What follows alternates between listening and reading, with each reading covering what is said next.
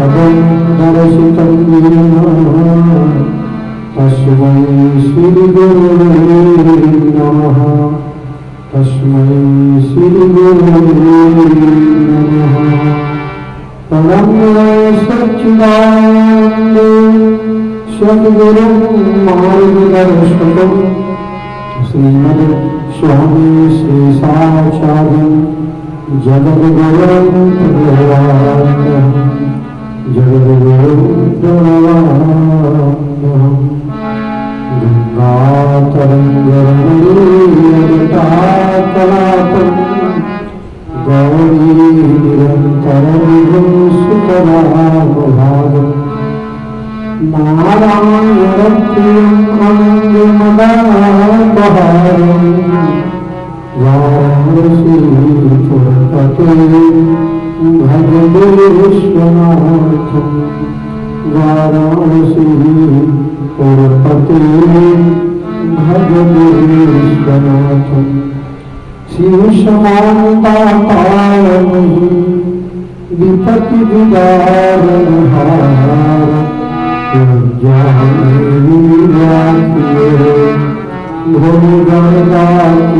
भोगदासवार लज्जा मेरी राखिए भोगदीश्वर। राम कथा के रस गहरे सुनारे धीर आयुष आसन तेज कबीर कथा प्रारंभ है स्वामीर हनुमान राम लक्ष्मण जानकी आसन जय जय राजा राम की जय लक्ष्मण भगवान। जय कपीश सुग्रीव की जय अंगद हनुमान। जय अंगद हनुमान। पुरुषोत्तम भगवान की जय। शिव महापुराण की जय।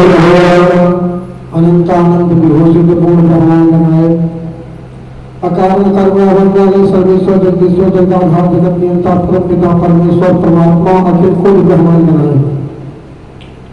शशांक शेखर आशुतोष अवधानी भोलेनाथ श्री विश्वनाथ भगवान विश्वनाथ की वांगमयी प्रतिमूर्ति श्री शिव महापुराण। प्रातः स्मरणीय पूज्यपाद जगत गुरु रामानुजाचार्य स्वामी श्री शेषाचार्य जी महाराज जिनकी कृपा विलासिता में कथा मंडप शोभा को प्राप्त हो रहा है। दूर से समीप से उपस्थित श्रोतागण गार्गी अनुसुईया अहिल्या द्रौपदी मंदोदरी कुंता तारा के चरित्रों को अनुप्राणित करने वाली भारत की भक्ति स्वरूपा देवियां एवं भारत के उज्जवल भविष्य स्वरूप कर्णधार बच्चे आगे कथा के क्रम में चलने से पहले मन वाणी और कर्ण जीवा को कथा के अनुरूप बनाने के लिए दो बार भगवान नाम के कीर्तन तदुपरांत जैसे गुरु भगवान की कृपा होगी पूर्ण प्रसंग से जोड़ते हुए कथा में प्रवेश करेंगे। सब बोले प्रेम से बोले क्योंकि गोस्वामी तुलसीदास ने कहा है आलो देश के द्वारे सतारे गई सुता गोविंद भोला की कैसे आलो सोचती मोचन दे और थाकी सियाई चेना ठगी धुंधसी तुलसी पामरंजन रंजित अंजन नैना सुरंजन जाचराकते साजनी सासी मेल सामसूता उभरी तनावनी सरोवर हुस्नी कसी नावनी सरोवर हुस्नी कसी। एक सखी जब भगवान निराकार ब्रह्म, जिसे हम ईश्वर कहते हैं, जिसे हम सर्वेश्वर कहते हैं, वह ब्रह्म जो सगुण साकार के रूप में चक्रवर्ती जी के हम आया, तो अयोध्या की एक सखी सुबह में चक्रवर्ती जी के द्वार पर पहुंची। चक्रवर्ती जी गोद में भगवान सीताराम को लेकर के निकले हैं। आवलोनी हम सोचन देखते ही सखी मंत्र मुग्ध हो गई। तुलसी बाबा कहा कि ऐसे जीव धन्य हैं जो भगवान सीताराम के इस छवि को अपने हृदय में धारण करते हैं। इसलिए आवे अपने मन वाणी कंठ की हवा को पवित्र करें, भगवान सीताराम की मंगलमयी झांकी हृदय में धारण करें। सब बोले, प्रेम से बोले, हमारे दो धरी, हमारे दो धरी, हमारे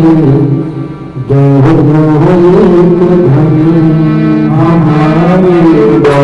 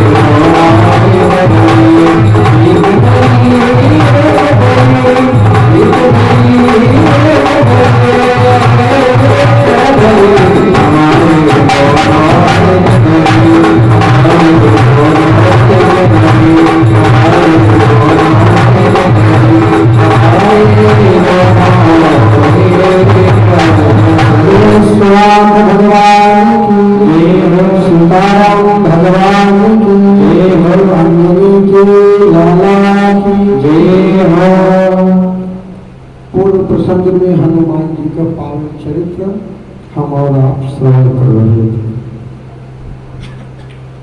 जो सर्वेश्वर अवधरदानी विश्वनाथ हैं, आज वही सर्वेश्वर एकादश रुद्र के अवतार में माई अंजना के आंगन में खेल रहे हैं। प्रातः काल हुआ, माई अंजना पूजा के लिए जा रही थी। बजरंगी ने कहा, मैया आप पूजा में जा रही हैं, पूजा में मन लग जाएगा तो आप ना जाने कितनी देर में वापस आएंगे, भूख लगेगी तो क्या करेंगे। मैया ने कहा, लाला वृक्षों में जो लाल लाल फल दिखाई देगा उसी को खा लेना। प्रातः काल हुए भगवान भोग भास्कर अपने ड्यूटी पर आते हैं, वृक्षों के बीच में दिखाई पड़े, बस तुरंत हनुमान जी छलांग लगा दिए, भुवन भास्कर के पास पहुंचे हैं। भुवन भास्कर को ग्रास कर लिया, चले गए भुवन भास्कर उधर में, त्रैलोक में अंधकार हो गया। अब समस्त देवी देवता परेशान हैं। देवराज इंद्र के पास गए, प्रार्थना किया, देवराज त्रैलोक में त्राहि त्राहि हो गया है, अंधकार हो गया है, निराकरण कीजिए। देवराज ऐरावत पर असवार होते हैं और हनुमान जी से उनका युद्ध होता है। युद्ध में इंद्र के वज्र के प्रहार से हनुमान जी के बाएं हाथ की हनु यानी मुट्ठी टूट गई, मुट्ठी टूट गई हनुमान की। इसलिए हनुमानी मुट्ठी होती है जिसके हम और आप जो कुछ भी माया अर्जित करते हैं हाथों के द्वारा, और जिस मुट्ठी के द्वारा धन एकत्रित करते हैं, और जिसकी मुट्ठी का खंडन हो गया है तो धन कैसे अर्जित करेगा।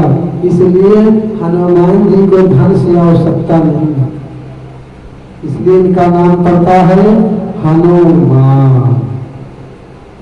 और विचार कीजिएगा, जो अपने मान का हनन कर ले, जो समाज में मान की इच्छा न रखे।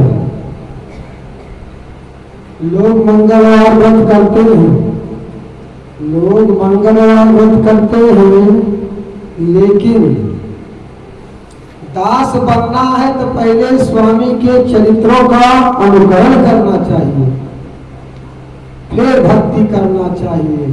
तो स्वामी का चरित्र जीवन में नहीं उतरा तो आप जो है मंगलवार व्रत करते रहो, कल्याण नहीं होगा।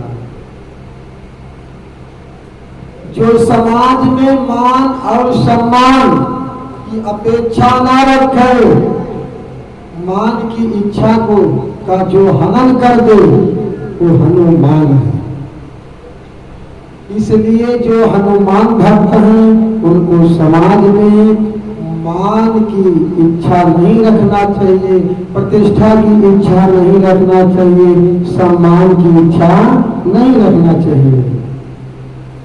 हनुमान भक्त जो है केवल राम नाम पर आश्रित होता है। हनुमान भक्त के पास अगर हनुमान भक्त के पास उस भक्त का बखान आप करते हैं, गुणगान करते हैं, तो वो भक्त तुरंत नाराज हो जाता है।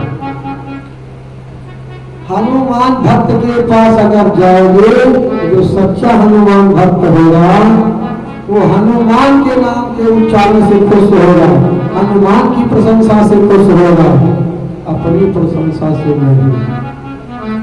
ऐसे हनुमान भक्त होते हैं। मान सम्मान का जो हनन किया है उसे हनुमान कहते हैं। हा से हर्ष होता है और मां से मर्दन होता है। हर्ष और दुख जिसका प्रभाव ना हो जिस जीव पर वो हनुमान है। माने ना दुख के समय में दुखी हो ना सुख के समय में हर्षित हो, वह हनुमान है। इसलिए हनुमान नाम है। हनुमान जब बन जाओगे, हनुमान के चरित्रों का अनुकरण करोगे तो आप इस शरीर पर, आपके सिर पर हनुमान का वरद हस्त हो जाएगा। जो हनुमान का वरद हस्त हो जाएगा तो आप फिर बजरंगी भक्त हो जाएंगे। आपके पूरे शरीर में दिव्य तेज प्रकट होगा और बजरंगी भक्त हो जाएंगे। इसलिए हनुमान जो मान सम्मान अपमान दुख और सुख का हनन कर देता है वो हनुमान है। तो वह हनुमान केवल राम नाम का रसिया हो जाता है। राम नाम का रसिया हो जाता है, भगवान राम के पवित्र नाम से नाता रहता है। नाता एक राम जी से, तू जी नाता तोड़ दे। वो राम भक्त है, तब राम की कृपा हो जाती है। राम की कृपा हो जाती है तो संसार में किसी की कृपा और किसी के मान सम्मान की आवश्यकता नहीं रह जाती है। इसलिए हनुमान जी राम भक्त हैं। हनुमान जी को संत कहा जाता है। संत, हनुमान जी संत हैं जो राम नाम के सहारे जगत में जी रहा है, संसार में जी रहा है। राष्ट्र के कल्याण के लिए राम नाम का सहारा देकर जी रहा है।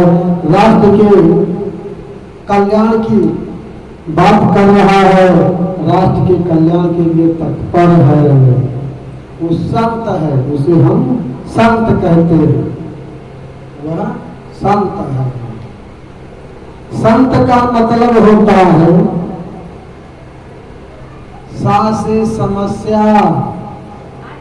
साधन अंत बराबर संत। जो जीव के समस्याओं का अंत कर दे वो संत है। संत जिसके शरण में जाने से हमारी सारी समस्याओं का हल निकल जाता है, सारी समस्याओं का अंत हो जाता है, वो संत है। संत, इसलिए हनुमान जी राम नाम के रसिक संत हैं। विभीषण ने इनको संत माना है। लंका में विभीषण ने इनको संत माना है। देखिए, अपने मुख से बताने से कोई संत नहीं होगा, अपने मुख से कहने से कोई भक्त नहीं होगा। भक्त का संत का परिचय स्वतः अपने आप हो जाता है। उसके उठन बैठन और चरित्र तथा आवाज से परिचय मिल जाता है।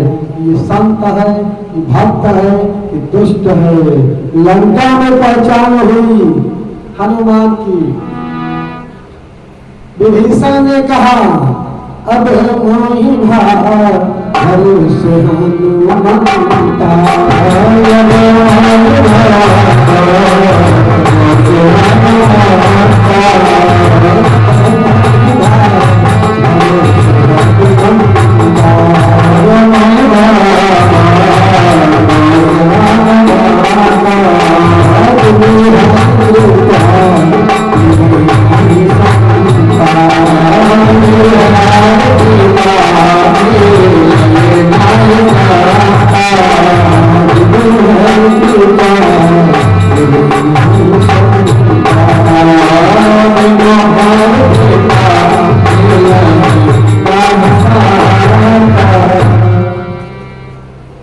संत का बोर्ड लगाने से आप संत नहीं होंगे, अपने आप के नाम के आगे संत लिखने से आप संत नहीं होंगे, 1008 लगाने से आप संत नहीं होंगे, राष्ट्रीय संत लगाने से आप राष्ट्रीय संत नहीं होंगे। इसलिए राष्ट्र के लिए कुछ कीजिए, राष्ट्र के लिए कुछ कीजिए, राष्ट्र के को जगाने के लिए, सनातन को जगाने के लिए आवाज उठाइए, तब आप राष्ट्रीय संत बनेंगे। और यही सनातन समाज आपको राष्ट्रीय संत कहेगा। अपने आप से आप राष्ट्रीय संत नहीं बनेंगे। आज जगह जगह पर टीवी पर राष्ट्रीय संत दिखाई पड़ते हैं। अरे श्रीमान जी, आप अगर राष्ट्रीय संत हैं तो टीवी पर आपको प्रसारण कराने की आवश्यकता क्या है? आप राष्ट्रीय संत हैं तो आपकी कीर्ति तो ऐसे जग में विख्यात हो जानी चाहिए। हनुमान जी ना किसी से लंका में बताए कि हम संत हैं, किसी से अपना परिचय नहीं दिया, बताया नहीं कि हम संत हैं, अयोध्या से आए हैं, राम जी से हमारा संपर्क है, ब्रह्म साक्षात्कार हुआ है, कुछ नहीं। और आज के हमारे सनातन के जो संत हैं कहते हैं आइए हमारे पंथ से, हमारे मजहब से जुड़ जाइए, हम आपको ब्रह्म साक्षात्कार करा देंगे, ब्रह्म से के चरणों तक आपको मिला देंगे। हमारे गांव में एक डॉक्टर जी आते थे, आयुर्वेद चिकित्सालय था, डॉक्टर जी आते थे। डॉक्टर जी से हमारा अपार स्नेह था, क्योंकि डॉक्टर जी भगवान के भजन के बहुत ही आनंदी थे, भजन आनंदी थे, भजन बहुत ज्यादा सुनाते थे, इसलिए डॉक्टर जी से हमारा स्नेह था। तो अगर हम अस्वस्थ ना भी रहते तब भी हफ्ते में एक बार डॉक्टर जी के पास जाते थे। समय ना लगी, 2-3 महीने बाद डॉक्टर साहब से मुलाकात हुई, सीताराम हुआ। डॉक्टर साहब हाल चाल बोले, हम भी पूछा और बताइए परिवार सब मंगल है? कहा महाराज जी पूर्ण मंगल है। जब से हम अपने गुरु जी से मंत्र लिए तब से गुरु जी का वरद हस्त सिर पर पड़ा, अब पूरा परिवार मंगलमय हो गया। हमने भी कहा डॉक्टर जी भगवान की कृपा ऐसी होती है, गुरु साक्षात ब्रह्म होता है। डॉक्टर साहब प्रसन्न हो गए। कहा महाराज जी हमारी इच्छा है एक बार आप भी हमारे गुरु जी के पास चलें। आपके सिर पर अगर हमारे गुरु जी अपना वरद हस्त रख देंगे तो आपका तीसरा नेत्र खुल जाएगा, आप मोह माया के चक्कर से मुक्त हो जाएंगे। धन्य, हमने कहा धन्य है गुरु जी, आपको यहीं से 7 बार नमन है। ऐसे गुरु के समाज को आवश्यकता है। डॉक्टर साहब और खुश हुए। तीसरी बार हमने कहा आप अपने गुरु जी के पास गए तो अपना वरद हस्त आपके सिर पर रखे? कहा हाँ रखे पंडित जी। तो हमने कहा ये बताइए आप मोह माया से तो बिल्कुल मुक्त हो गए होंगे? कहा बिल्कुल महाराज जी एकदम मोह माया से मुक्त हो गए। तो हमने कहा आप इस औषधालय में अब क्यों आ रहे हैं, ड्यूटी करने की आवश्यकता क्या है? जब गुरु जी ने आपको ब्रह्म साक्षात्कार करवा दिया, चलिए भजन कीजिए, मोह माया में क्यों फंसे हो? असली गुरु वही है जिसके दर्शन मात्र से जीव मोह माया से मुक्त होकर के परमात्मा के चरणार बिंदु तक पहुंच जाए, वो असली गुरु है। हनुमान जी संत हैं, लंका परिचय नहीं बताए अपने। लंका में है, विभीषण के द्वार पर पहुंचे हैं। प्रातः काल है, ब्रह्म मुहूर्त है। संत ब्रह्म मुहूर्त में राम नाम का स्मरण करते हैं, और राम नाम स्मरण करने से डरना नहीं चाहिए। भले ही आप राम नाम विरोधी के आंगन में बैठे हो, राम के शत्रु के घर में हो, लेकिन राम नाम का उच्चारण करने से डरना नहीं चाहिए। राम के शत्रु रावण के यहाँ, उसी के सगे भाई के द्वार पर राम है नाम भगवती सुमिरन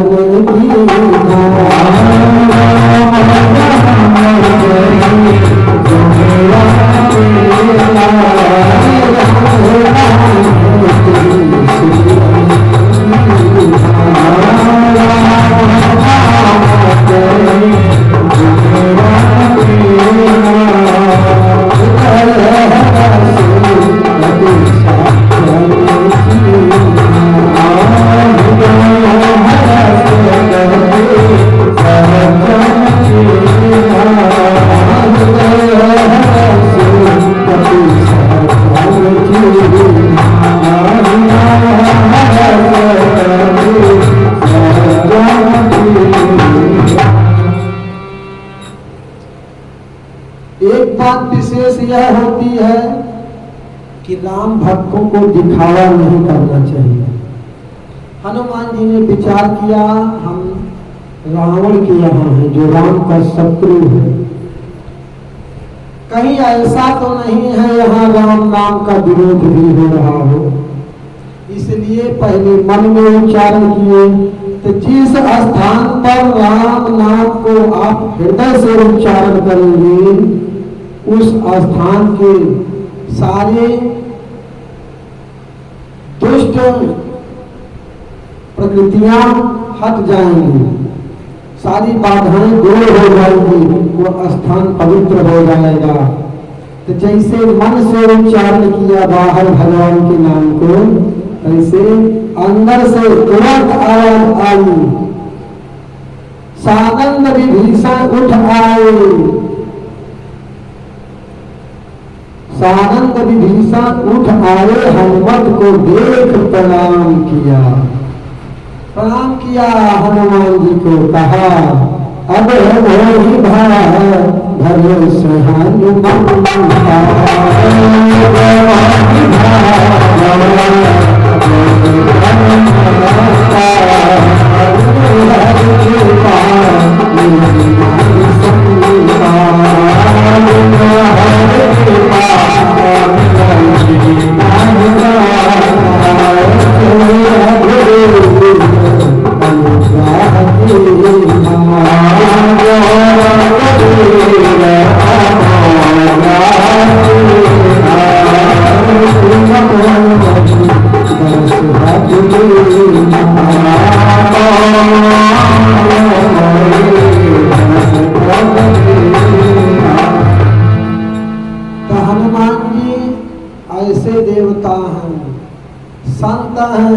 संत किसी से अपना परिचय नहीं बताता है, डायरेक्ट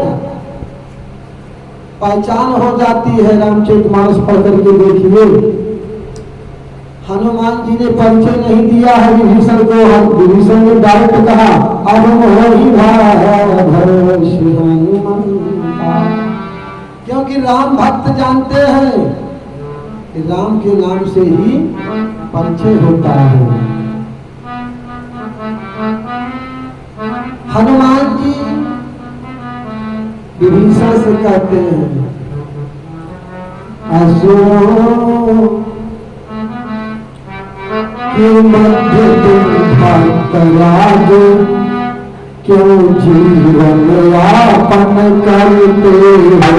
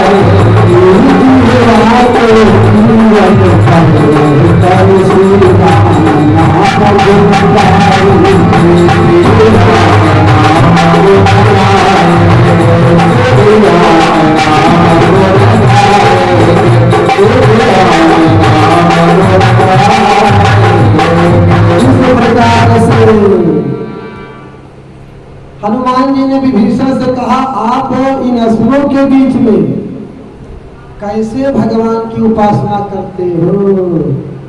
विभीषण ने कहा, भगवान जैसे जिह्वा 32 नुकीले दांतों के बीच में है, मौका पाते ही दांत जिह्वा को दाब देते हैं, लेकिन जिह्वा बदले की भावना नहीं रखती है।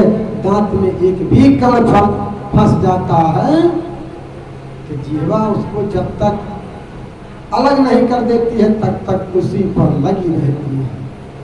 संतों का कर्तव्य है, जो आपको दुख दे रहा है, तकलीफ पहुंचा रहा है, आपका विरोध कर रहा है, उसकी भी मदद कीजिए, वही संत है। दुष्ट का विनाश जल्दी होता है। जिह्वा जीव के जन्म के साथ, जब जीव संसार में आता है तो जिह्वा साथ आती है, लेकिन दांत संसार में मिलता है और संसार में ही साथ छोड़ देता है। बोलो सीताराम भगवान की जय हो।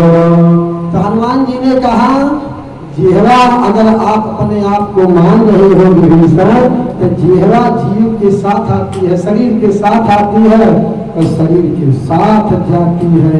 इसलिए भजन करते रहो, भजन करते रहो, एक ना एक दिन आपको परमात्मा अवश्य मिल जाएगा, अवश्य मिलेगा परमात्मा, देरी नहीं लगेगी,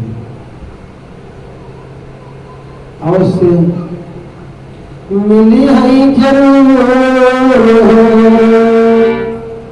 मिली है जरूर, सखी मोर साजन मिली है जरूर, सखी मोर साजन मिली है जरूर, सखी मोर साजन मिली है जरूर, सखी मोर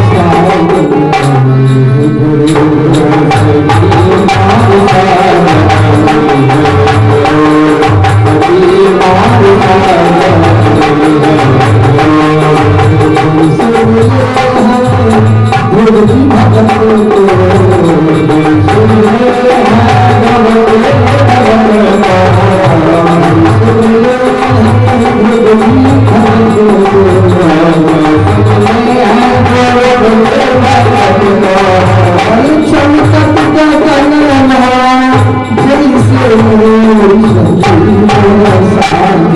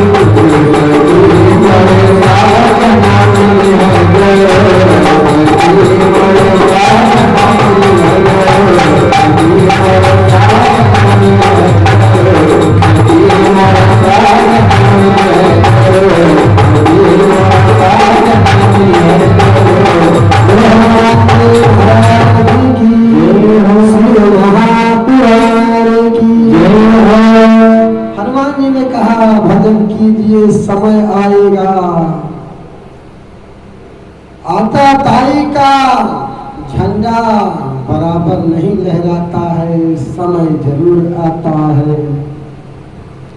समय समय की से होता है, समय समय से होता है, समय समय की बात और समय से होती बात है, समय हो तो प्रभात। इसलिए राम भक्तों को जीवन में कभी धैर्य नहीं खोना चाहिए। हनुमान जी कह रहे हैं समय आता है, भजन करते रहो, भजन करते रहो। लेकिन ये संसारी जीव भजन करने को तैयार नहीं है।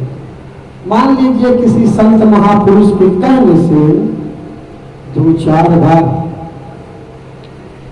भगवान नाम लेता भी है तो कहता है, आकर के शिकायत करता है, महाराज जी आपके उपदेश से 4 घंटे हम भगवान का नाम लेते हैं, फायदा कुछ नहीं है, घुटना दर्द कर रहा है, कमर दर्द कर रहा है। अरे श्रीमान जी विचार कीजिए, 4 दिन के भजन से 84 लाख योनियों का पाप समाप्त हो जाएगा। बोलो सीताराम भगवान की जय हो। जैसे